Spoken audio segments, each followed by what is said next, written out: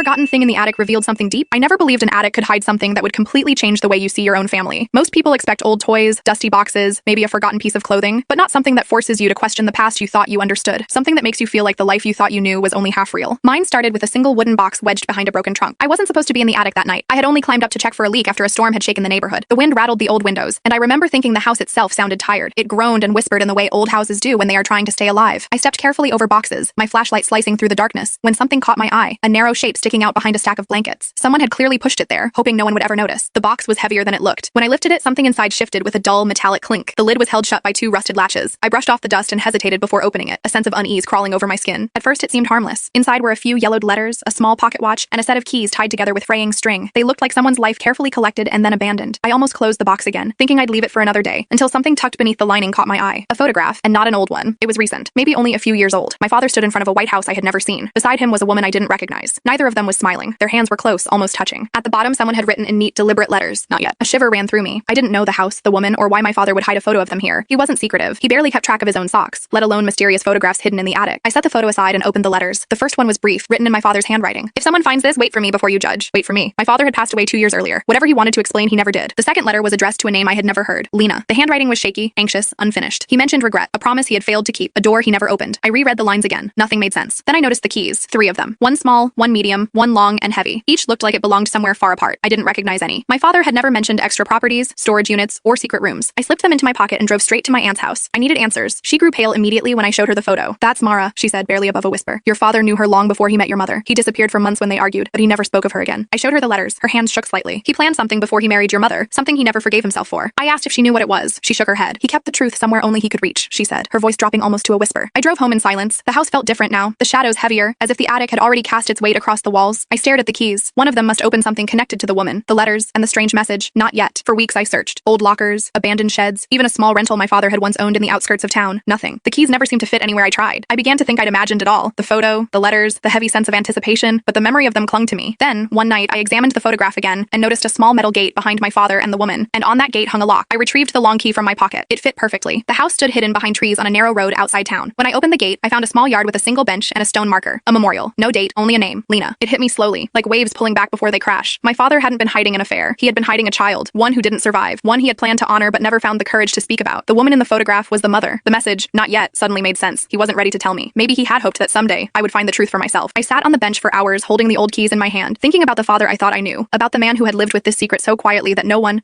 at all, had any idea. Some forgotten things in an attic are meant to stay buried. Others wait patiently for the right person to open them. I still keep the box in my home, not because I enjoy the mystery, but because it holds a piece of the man I never really knew.